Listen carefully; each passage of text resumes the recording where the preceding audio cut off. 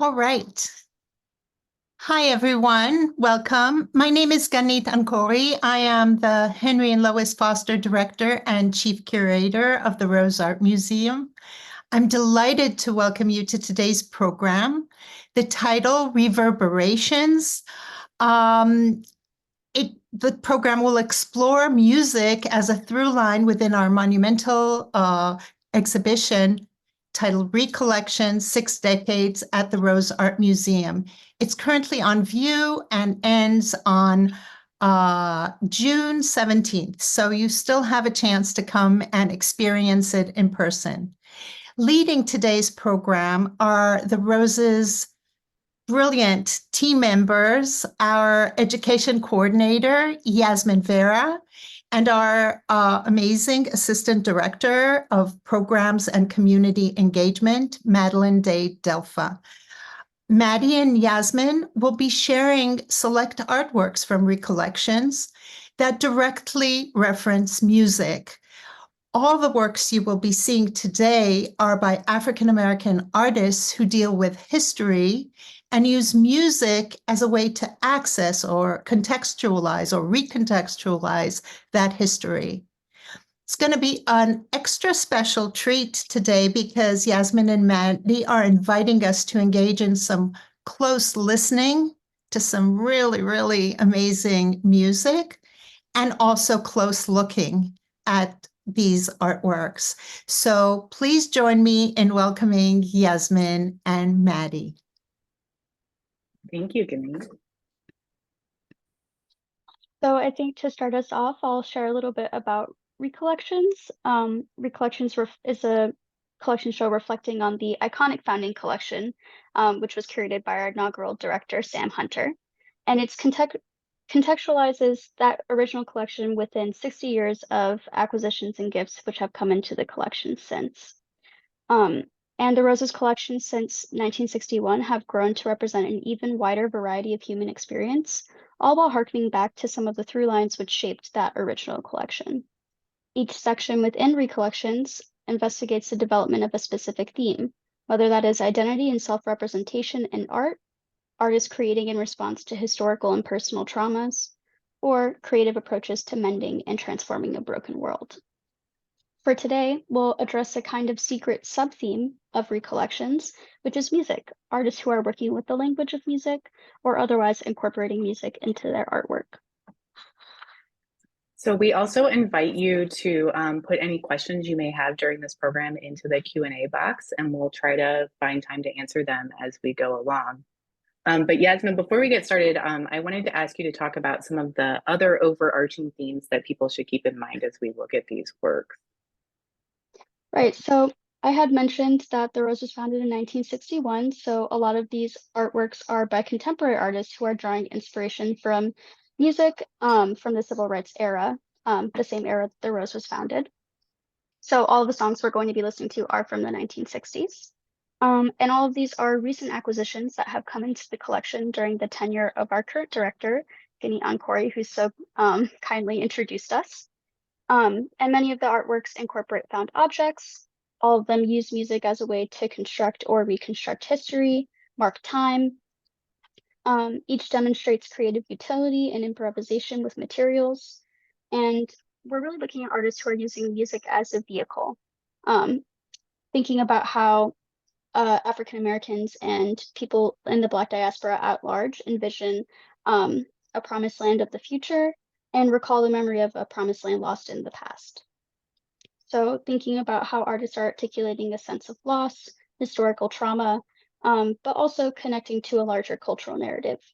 And a lot of that also has to do with migration, navigation, and wayfinding, as you can kind of see here in a little sneak peek of one of our Radcliffe Bailey works that we'll be talking about. And it's an interesting segue actually to our first piece by Jenny C. Jones, which you can see is this black rectangle in the background here. Because that piece is very much about absence. It's the absence of sound because it's made using sound absorbing panels. So Yasmin, can you tell us a little bit more about this piece? Yes, so this piece is part of Jenny C. Jones' series titled Acoustic Paintings, in which she combines, as Maddie mentioned, acoustic paneling with a monochromatic canvas. When you first approach this work in person, you might easily miss the shock of orange at the bottom, painted onto the sound-absorbing panel. It is in the same way that you might miss the sound which accompanies it, that as you approach it, it swallows the atmosphere, your voice, and breath. Jones says that the artworks are working, active even when there's no sound in the room. They are affecting the subtlest of sounds in the space, in a way amplifying our perception of what we might at first term silence. The resulting paintings, often presented as a suite or installation, evoke a physiological response by the viewer whose recognition of the material triggers an internal expectation of sound. In another work by Jones, she references experimental composer John Cage's masterwork, 4 minutes 33 seconds, which likewise refigures our idea of silence. So although not a single note is played, Cage uses the constant ambient reality of sound in order to construct the piece. In part, he was actually inspired by a visit to Harvard University's anechoic chamber, which is a place meant to create perfect conditions for silence, where he realized that he could actually hear his heartbeat and the blood coursing through his veins. Interestingly, he was also inspired by the work of abstract artists such as Robert Rauschenberg, evincing a dialogue between visual art and experimental music, and refigured modernist history that is really core to Jones's own work. So this reconceptualization of silence seems in line with what Jones is doing with Tempo Largo. She states here, in this quote that we have on the screen, the idea of lack can be turned on its head in order to be perceived as pure potential and opportunity. Perhaps this relates directly to African American improvisation and creative utility, to working inventively with spare means. In taking silence or lack and creating a work that bridges two senses in media, Jones is certainly working in this tradition of creative utility and experimentation while marrying it with a minimalist impulse.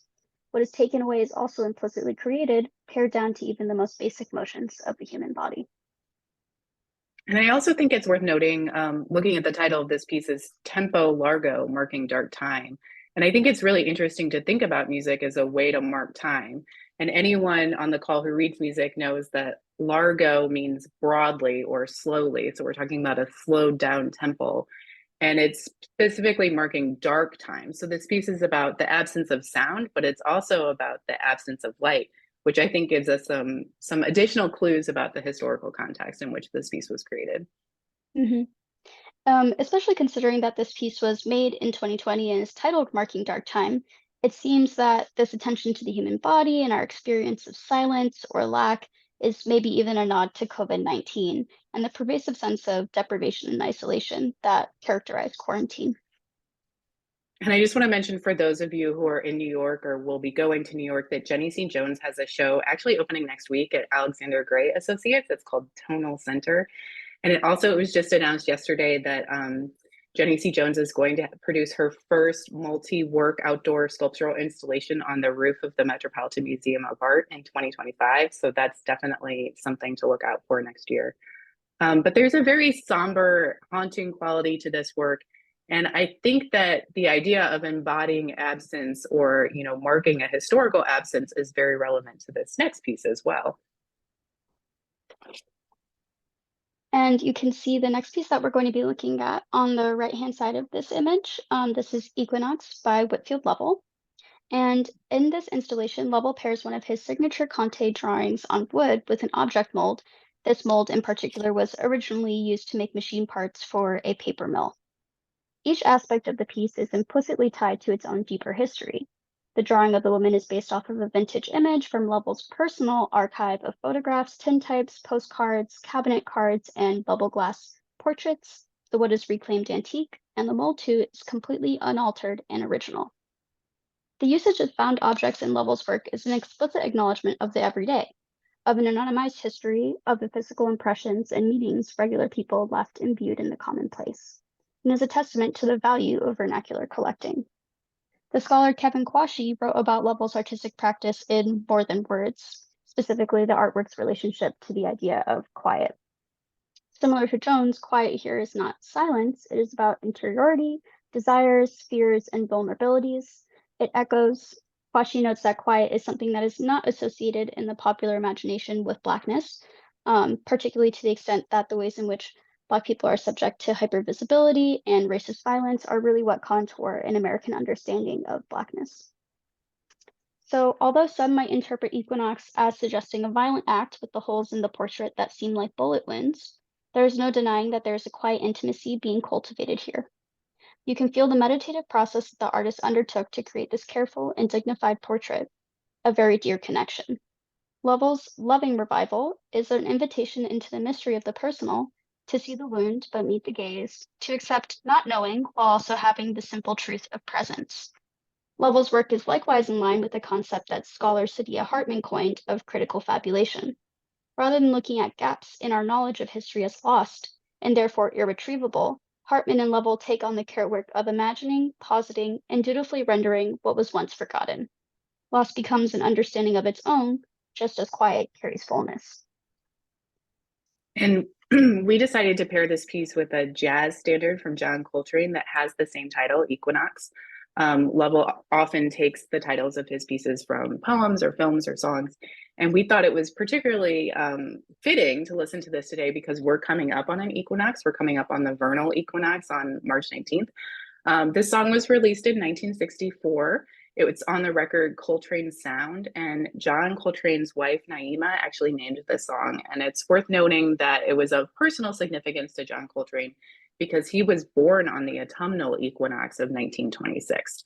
So it really echoes the sense of the historical imbued with the personal.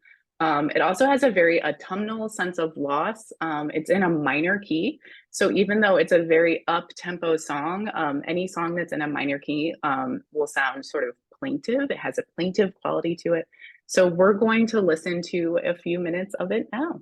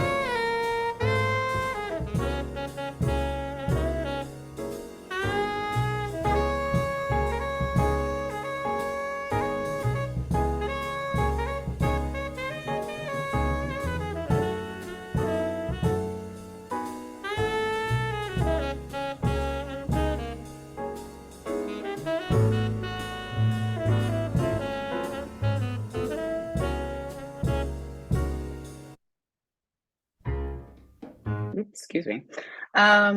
So Radcliffe Bailey is actually another artist who cites John Coltrane as an influence and more overtly references music in his work. This is Notes from Storm at Sea. It was made for the Rose when it acquired Radcliffe Bailey's large sculpture Storm at Sea. And Notes from Storm at Sea is part of the Notes from Tervuren series, which is named for the home of King Leopold, who was the brutal colonizer of the Congo.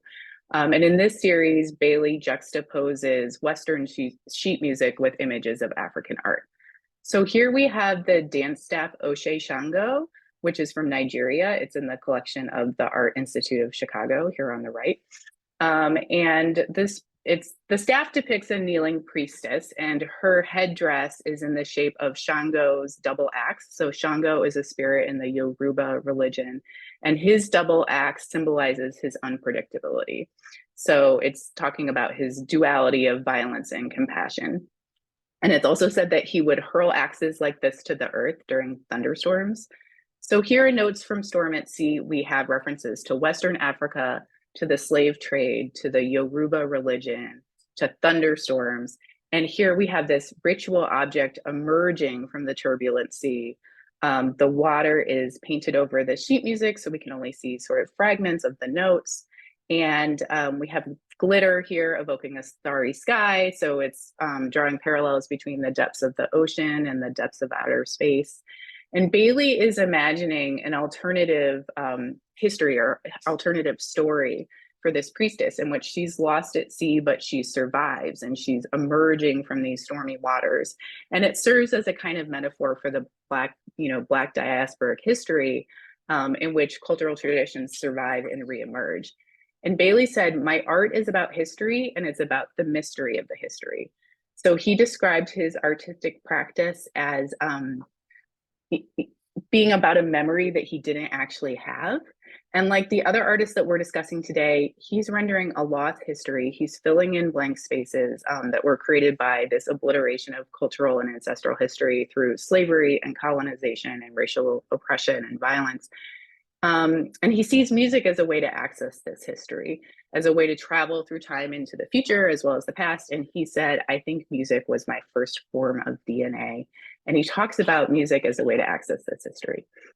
So I wanted to show you Storm at Sea, which is the companion piece to Notes of Storm at Sea, Notes for Storm at Sea. And here Bailey used piano keys to form the waves of the ocean. They evoke wreckage and remains. They make us think of the violent and destructive nature of the ocean. They recall middle passage. And Bailey used keys from old pianos that were going to be discarded from a piano shop, a piano repair shop near where he lived. And he talked about imagining all the musicians who had played these pianos over the years and imagining their DNA as imprinted on the piano keys. And Bailey was also really inspired by jazz. He talked about jazz as a form of music that's fragmented, and we can certainly see the fragmenting and remixing in his work. He listened to John Coltrane's A Love Supreme as he sprinkled the piano keys on the floor of his studio. And for Bailey, his art making is a very spiritual process of tapping into history and honoring the materials as he combined the personal with the historical, with the fabulous. And I should mention that Bailey passed away in November. And it's really a huge loss, not only for the art world, but for humanity in general, because he was a very lovely, generous person, in addition to being a great, great artist. And the Rose reinstalled Radcliffe Bailey's Storm at Sea in memoriam. And so it's on view now and you can come see it. But I wanted us to listen to a piece by John Coltrane, another piece by John Coltrane while we look at Notes for Storm at Sea. This is part 4 songs from A Love Supreme by John Coltrane. It's also from 1964. And this song is about 7 minutes long, so we're only going to listen to about half.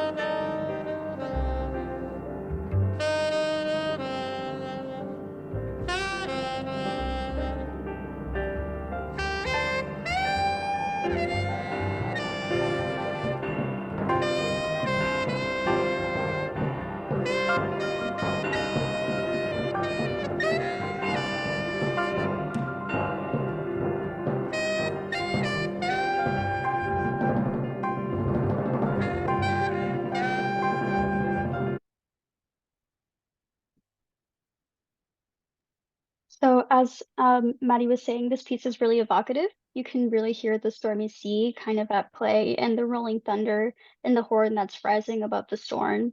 Um, Maybe we could see this Oshe Shango as that horn rising above. And being titled Psalm and part of an album titled The Love Supreme, which references this higher power, there's also a really spiritual element within the song as well as in the artwork. So next we have another piece that depicts a journey and music as a wayfinder. Sorry about that. So this next artwork that we're going to be looking at is Jelly Brown by Jamal Cyrus. This piece was acquired in memory of Jack Oliver Aronson. And this is a really spectacular work, which was actually created in the wake of a trip that Jamal Cyrus took across the world. So he points us to the African continent with his use of the dashiki as a canvas, on which Cyrus also marks the territory of ancient Mali in yellow. The crossing vectors that we see are layered travel routes, marking the paths taken by jellies or griots, as noted in the title, who were itinerant musicians and historians. And it also marks trade routes and the approximated West African pilgrimage taken by James Brown in the original JBs in 1971. So the title of the work, Jelly referencing the historians and storytellers and musicians, and Brown referencing James Brown. Like other works that we have discussed, Jelly Brown charts a physical and conceptual relationship. He links cultural and musical traditions of the continent with the larger Black diaspora, and highlights the impact of migration and displacement on those lines of contact. He places himself in the lineage of other Black American artists who have traveled to Africa, gaining insight into their own identities and resurfacing the hybridized influences through which they make their art. By using the dashiki as a canvas, Cyrus also creates a hidden aspect to the work. The back of the garment actually has pouches containing talismanic amulets purchased by the artist from a healer, unseen by the viewer. This may be a nod to the forgotten or hidden or closed aspects of African and African American histories in the ways in which, despite deep loss, there are embodied lineages that continue. So again, we have this attempt to reconstruct history, and that's really reinforced here by the medium, which is an assembled textile collage, which of course also recalls the long, very rich tradition of African American quilting. And the song that we're about to listen to is by James Brown. It had a huge impact, actually, politically, on a newly independent Ghana. Ghana was, of course, the first Black African country to gain independence from colonial rule. And in 1969, Kamla Bedama founded a new political party called the National Alliance of Liberals. And the party slogan was actually taken from this song. So Bedama's campaign would use the song's call and response to rally crowds. They would call, "Say it loud," and the crowd would respond, "I'm Black and I'm proud." And it also became an anthem for the Black Power movement here in the United States. So Cyrus is positioning James Brown as one of these West African historian musicians who are spreading a message of self-love, of pride, of empowerment. So let's listen to Say It Loud, I'm Black and I'm Proud by James Brown from 1968.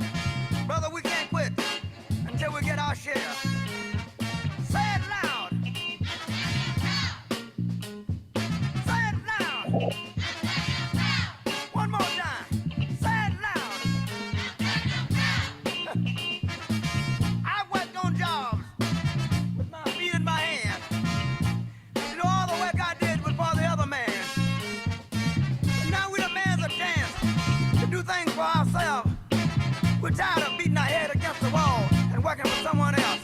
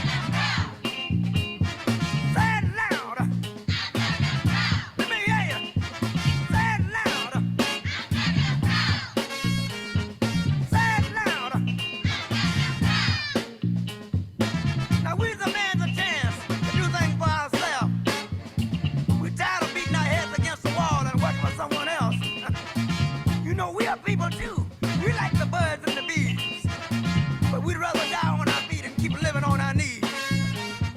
Say it loud. Say it loud. Let me hear you. Say it loud. Say it loud.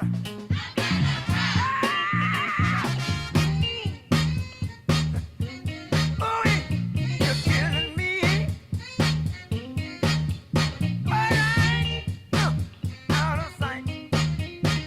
All right, out of sight.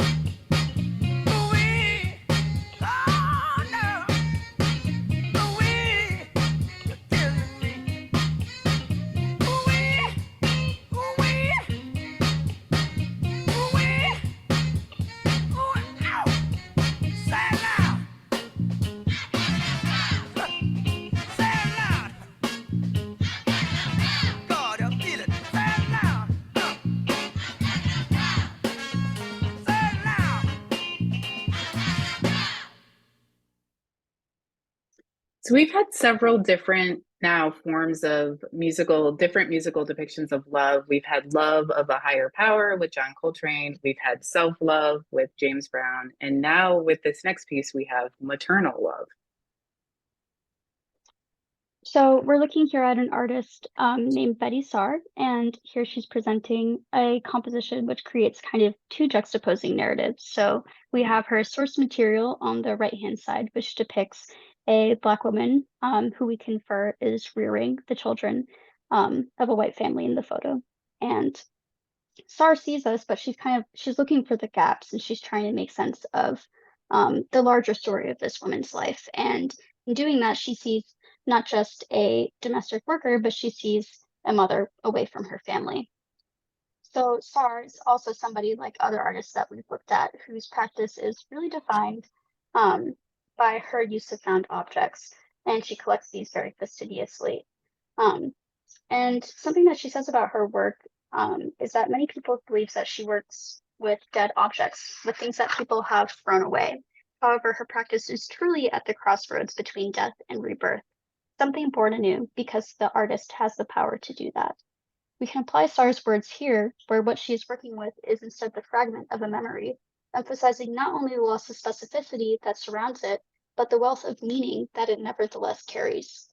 Saar recycles things that she finds, not only materials, images, and objects, but feelings and ideas.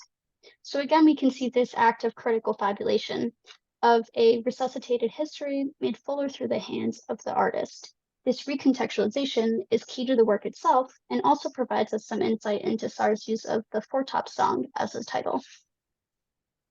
And it's interesting because normally when we listen to this song by the Four Tops, we might imagine that it's about a doomed romantic love. It includes the lines, "Didn't I treat you right now, baby? Didn't I? Didn't I do the best I could now? Didn't I?" So we feel that the person in this relationship feels neglected and vulnerable.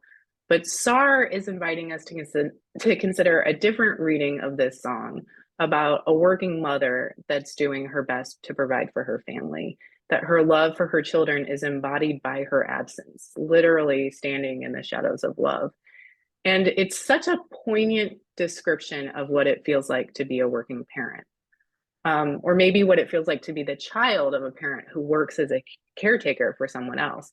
And historically, Black maternal love has been commodified through these caretaking roles as nannies and as nurses. And so I invite you to think about that alternative reading this song as we listen to Standing in the Shadows of Love by the Four Tops from 1966. Standing in the shadows of love, I'm getting ready for the heartaches to come.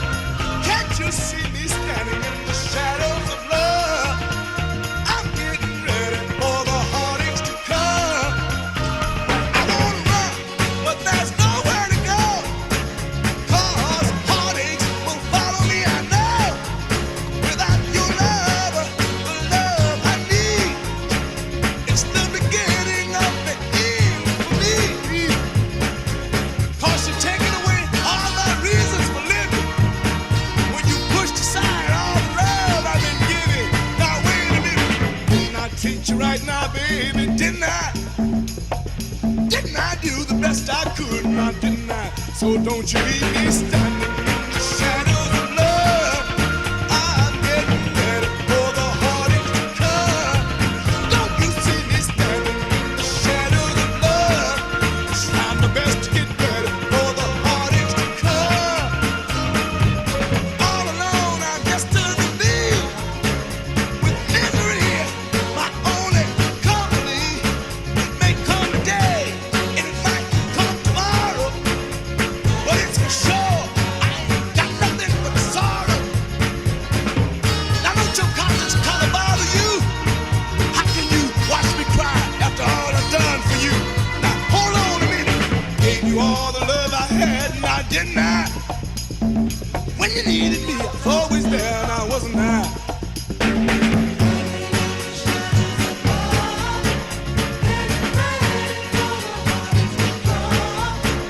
I'm trying not to cry out loud. You know, crying, it ain't gonna help me now. What did I do to cause all this grief? Now what did I say to make you wanna leave? Now wait a minute. Gave my heart and soul to you, now didn't I? And didn't I always treat you good, now didn't I? I'm standing in the shadows of love. I'm getting ready for the heartaches to come. Don't you see me standing in the shadows of love? Trying my best to get ready for the heartaches to come. Oh, I'm standing in the shadows of love.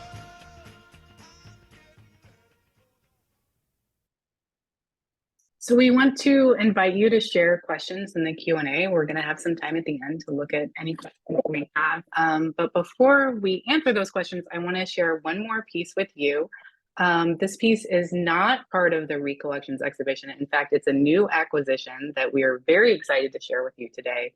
It recently came into the Roses collection through a generous gift by Kim Allen Neeson, Lisa Bouchard, Meredith Combs McAllister, and Betsy Fow, and the Mortimer and Sarah Hayes Acquisition Fund. And I think Betsy and Kim are in attendance today, so we want to acknowledge this wonderful gift and say thank you to them. We're so excited about this.